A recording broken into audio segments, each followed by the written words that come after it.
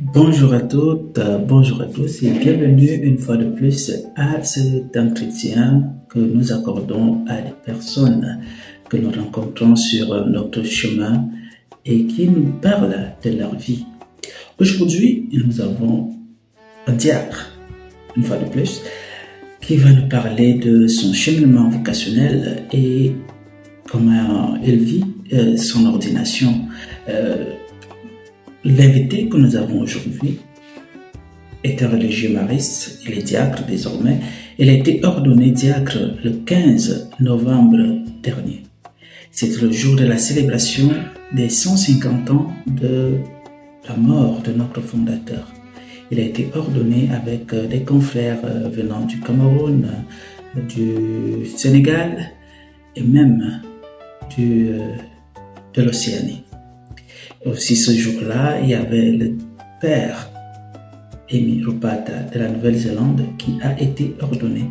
Et comme c'était la célébration des 150 ans, ceux qui étaient à Lyon se sont retrouvés à Nélière pour célébrer cette belle fête de commémoration du décès de notre fondateur qui s'est clôturée avec une très belle célébration où l'évêque avait très bien prêché.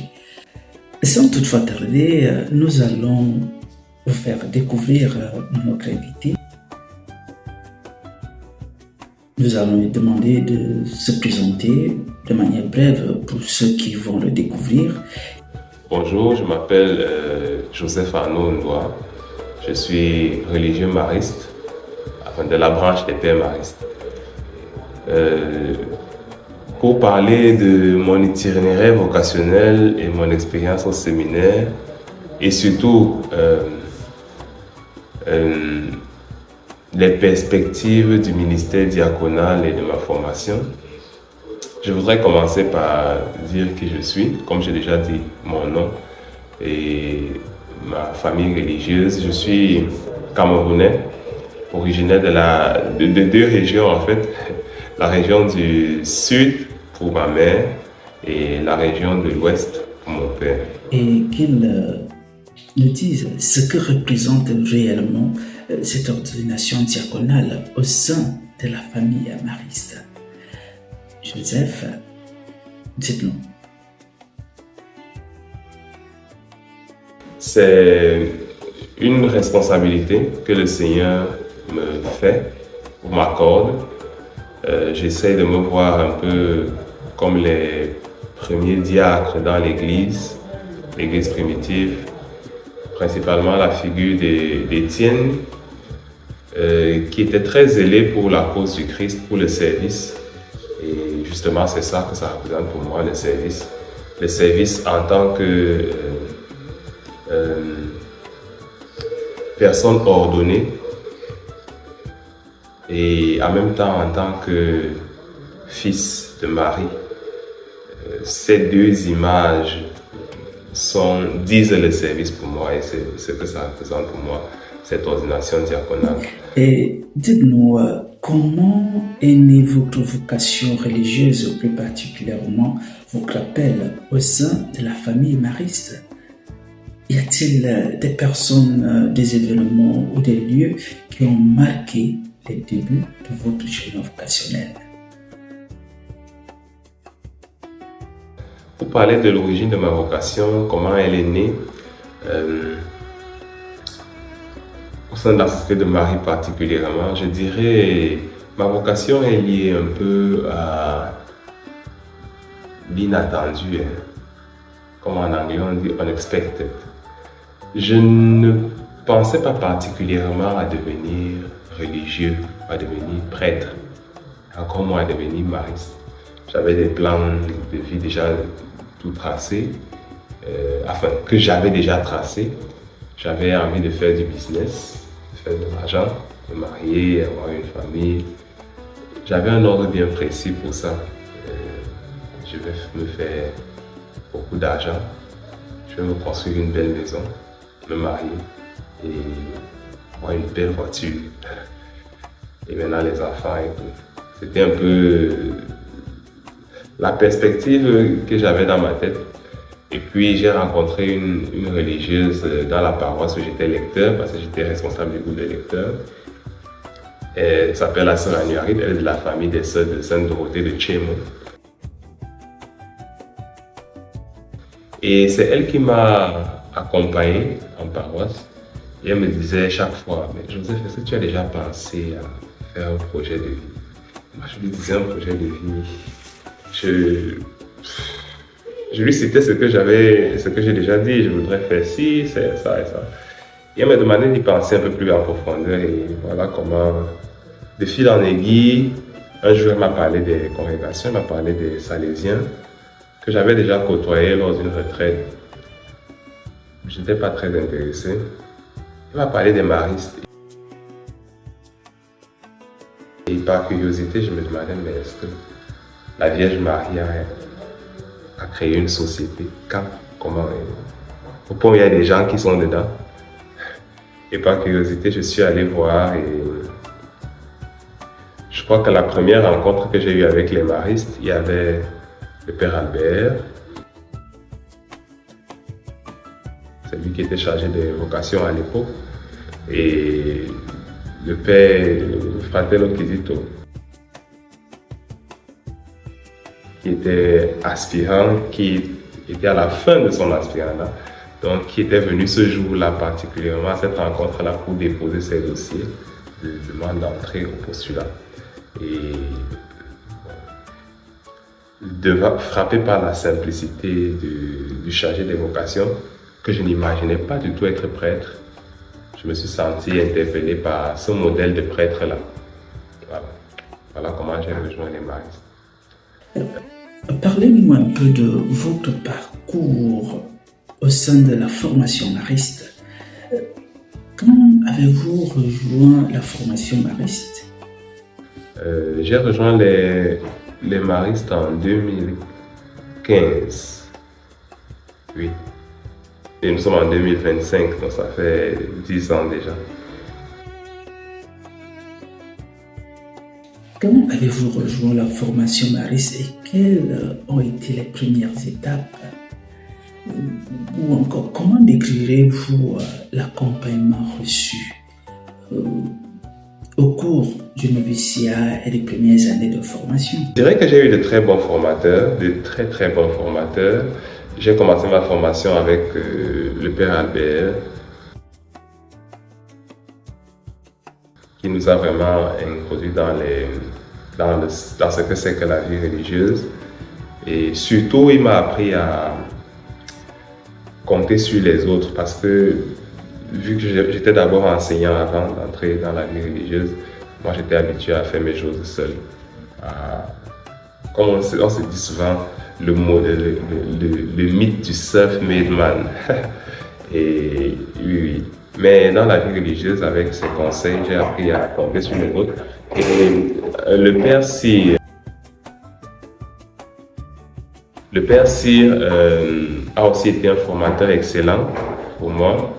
Il m'a beaucoup appris à reconnaître et aussi à faire confiance au Seigneur. Ensuite est venu le Père Raymond. Père Raymond Pelletier, qui plus tard est devenu mon maître de novice. Un homme excellent, un homme de prière incroyable. Il y a aussi eu le Père Christian Abondon, qui m'a inculqué une sorte de respect pour le travail de tout le monde, pour les autres. Et j'ai aussi beaucoup appris et je lui dois beaucoup pour la résilience et le travail sur soi. J'ai beaucoup appris du Père Paul Souga, que j'ai rencontré à Rony et qui m'a beaucoup secoué et qui m'a appris à prendre sur moi. Et je n'oublierai pas de parler du Père Émile. Émile, c'est un autre confrère qui a été une présence assez motivante dans cette période-là de ma formation.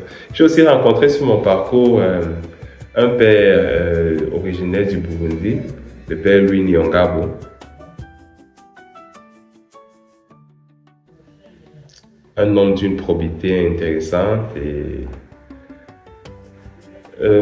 d'une fraternité vraie, vraiment. J'ai aussi rencontré dans mon parcours le père Azwenede, modeste, très humble, qui m'a appris à faire beaucoup de choses de mes mains.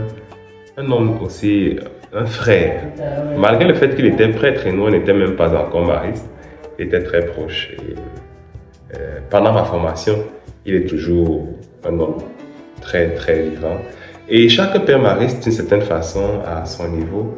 Ah, j'allais oublier mon socius au noviciat, le père Constant, qui est aussi un homme très énergique et très fraternel aussi. Donc chacun d'entre eux, y compris mes supérieurs, comme le père Didier ou le père Albert plus tard, ont été autant de pierres qui m'ont aidé dans mon parcours. Quelles compétences ou quelles attitudes maristes ou attitudes maristes vous ont le plus marqué au fil de votre cheminement? La simplicité, je dirais, la simplicité et la proximité avec les autres.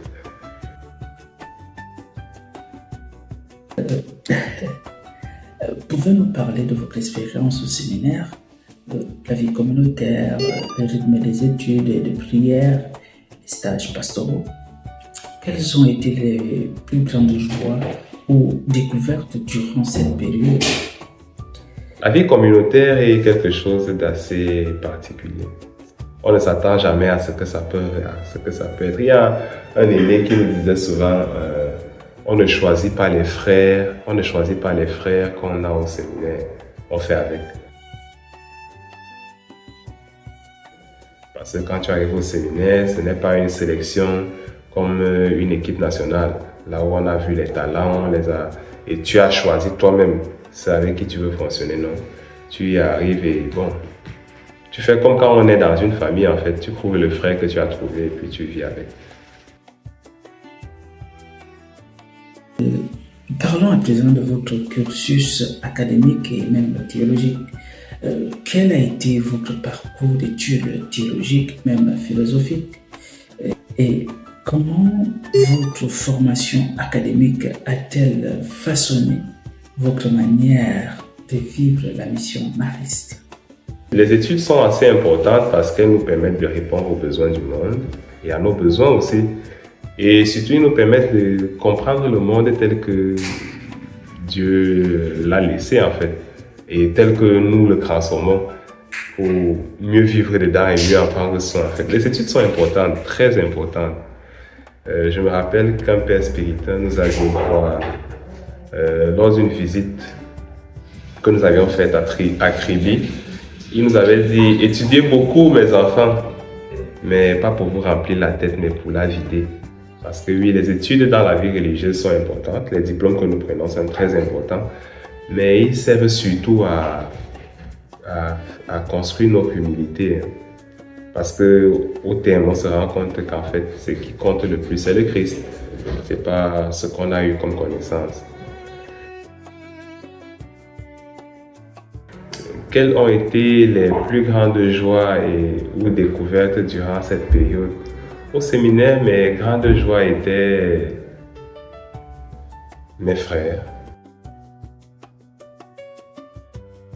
Tant qu'on passait ensemble, ce sont mes plus grandes joies. Je n'ai pas autre chose à dire dessus. Quels défis avez-vous rencontrés? Comment les avez-vous traversés? Les défis, toujours mes frères ont été mes défis. Vivre ensemble et surtout, j'ai un caractère assez compliqué. Au départ, je disais toujours ce que je pense comme je pense, de façon crue. Et bon, j'ai appris à tamiser ça parce que avec les étincelles et tout, ça n'a toujours pas été facile.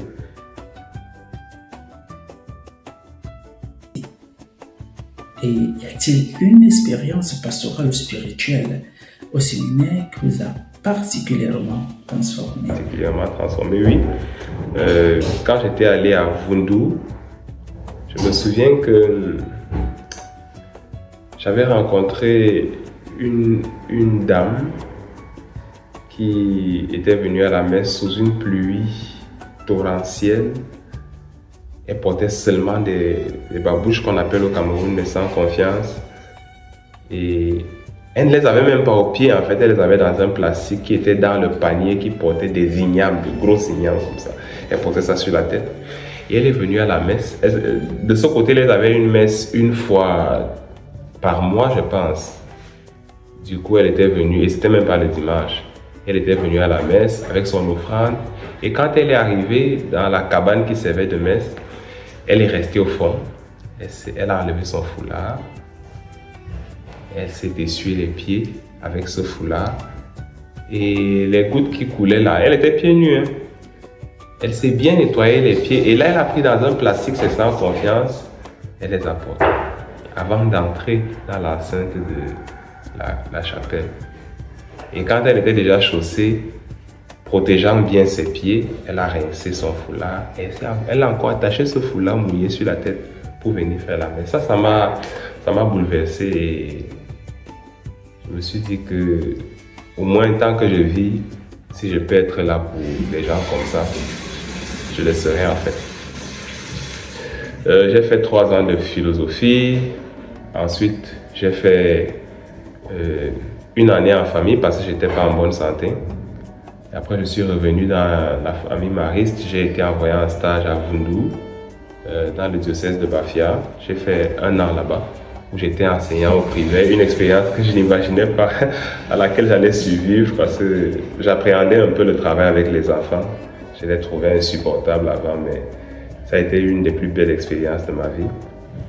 Et ensuite, j'ai fait 1 année au noviciat et l'autre moitié de l'année à étudier la langue italienne en Italie. Et là, je suis en train de faire ma 4e année de théologie. Et quelles disciplines vous ont le plus interpellé ou nourri? Je pense que chaque discipline a été importante à son niveau parce que chacune m'a aidé à voir les choses d'une façon différente. Je n'ai pas aimé particulièrement une discipline dans mon parcours, sincèrement. C'est vrai qu'actuellement, j'aime beaucoup la spécialisation que j'ai choisie, qui est la missiologie, parce que ça me permet d'ouvrir les yeux sur ce que l'Église a fait avant, ses erreurs, ses succès, mais surtout les blessures qu'elle a occasionnées au fil de son évolution et celles qu'elle contribue aujourd'hui à guérir. L'ordination diaconale, quels sentiments vous ont habité lors de l'ordination? Et que représente pour vous le diaconat dans la spiritualité et la vie mariste? Et donc, comment comprenez-vous vos engagements, le service de la parole, le service de la liturgie et le service de la charité? La joie, bien sûr, j'étais très content lorsqu'on m'a ordonné.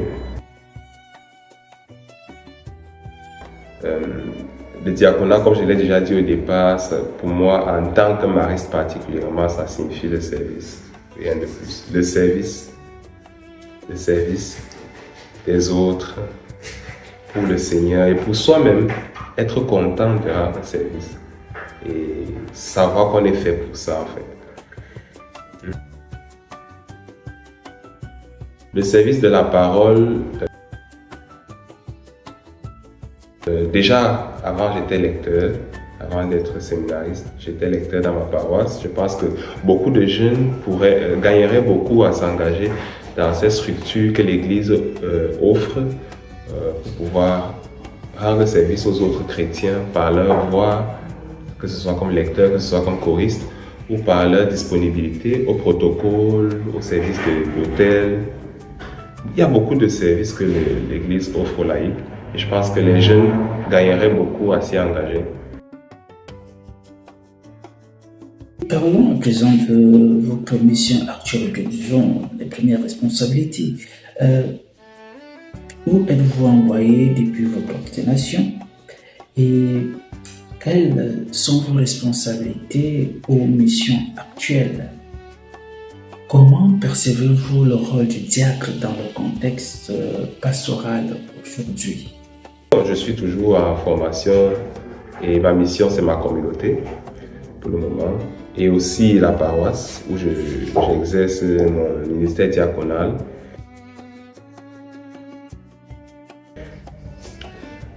Du coup, j'essaie de me rendre disponible, que ce soit pour l'un ou l'autre. Comment percevez-vous le rôle du diacre dans le contexte pastoral aujourd'hui? Le diacre doit être là. Il doit être là pour ceux qui ont besoin de lui. Voilà. Il doit toujours se rendre disponible en fait. Et voilà. Pas seulement attendre qu'on l'appelle, mais être présent. En cas de besoin, qu'il soit déjà là. À la suite de la formation, quelles sont les prochaines étapes de votre parcours vers l'après-Christ, si c'est votre appel bien sûr, ou dans la formation mariste? Je finis cette 4e année de théologie et puis j'attends ce que mes supérieurs décideront. Mais en principe, normalement, en principe dans le cursus, après l'année diaconale, c'est l'ordination presbytérale et puis l'envoi en mission. Donc j'attendrai. Si ça arrive, je serai très heureux. C'est une de mes aspirations. Bon. Après, c'est Dieu qui sait. Quels sont les aspects de votre formation humaine ou spirituelle que vous souhaitez approfondir? Mon empathie,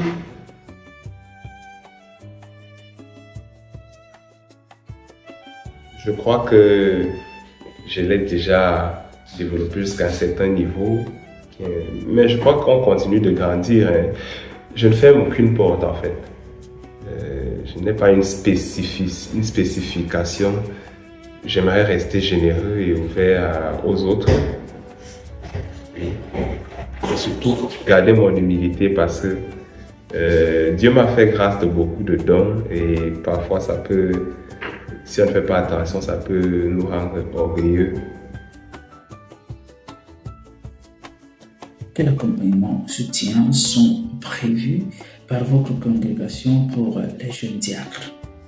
Les formateurs sont toujours disponibles, il y a des confrères qui sont toujours là et puis le directeur spirituel est très important dans le parcours formatif d'un jeune, très important. Et la congrégation en met à notre disposition et nous donne la possibilité d'en choisir librement.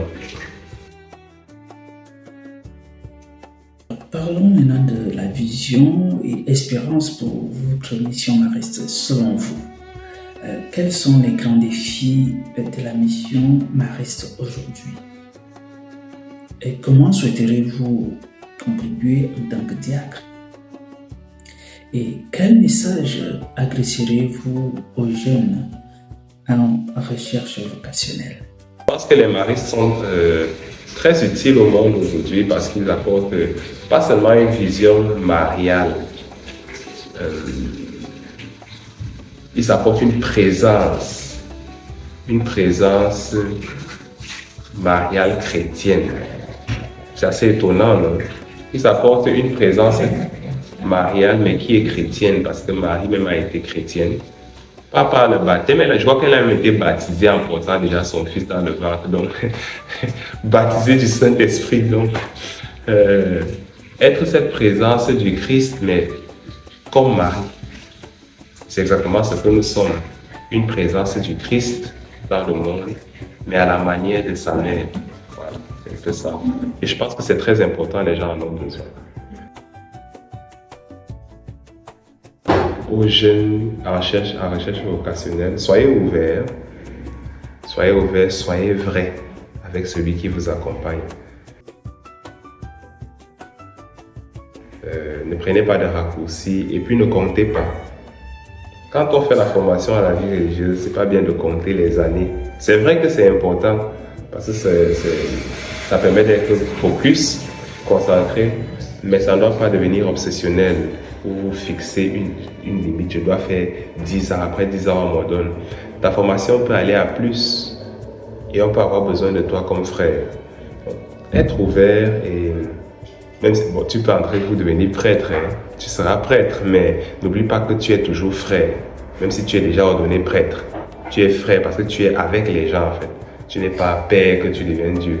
En fait, tu restes proche des gens. Donc c'est un peu ce conseil que je peux donner à ceux qui se cherchent. Je ne sais pas si Joseph a un mot de remerciement ou une bénédiction pour vos confrères, votre famille ou la communauté chrétienne qui nous regarde en ce moment. Je dis merci à ma mère parce qu'elle ne m'a pas avorté. Et merci pour les efforts qu'elle a mis à m'élever parce qu'elle m'a élevé seule. Je dis aussi merci à toutes mes grandes sœurs qui ont toujours été mes petites mamans.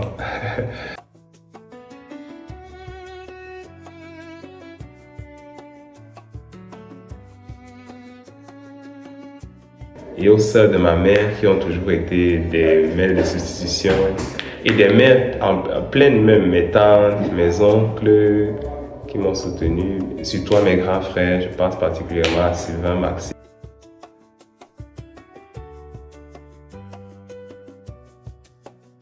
Karine, Bibi, je ne vais pas citer tout le monde ici, mes petites sœurs que j'aime de tout mon cœur, je ne vais pas citer leur nom ici, et à mes frères, mes confrères qui m'ont toujours accompagné et soutenu et supporté. À vous tous aussi qui regardez cette vidéo, je demande à Dieu de nous garder, de nous bénir, de nous soutenir au nom du Père, du Fils et du Saint-Esprit. Amen. Merci pour l'interview. Nous sommes arrivés au terme de cet entretien. Nous ne pouvons que remercier notre invité de ce jour qui s'est prêté au jeu, qui nous a parlé de son parcours de formation, de comment est née sa vocation, des personnes qui l'ont aidé à faire ce chemin et comment est-ce qu'il voit sa mission mariste aujourd'hui. Et c'est une nouvelle année. Nous ne pouvons que te souhaiter tout le meilleur et que Dieu continue de nous bénir à toutes et à tous. Je vous souhaite une bonne et heureuse année 2026, que cette année soit une année de réalisation pour chacun, pour chacune, parce que la vie, c'est Dieu qui nous la donne et sachons toujours dire merci à Dieu. À bientôt pour une nouvelle interview. Et voilà, au revoir très bientôt.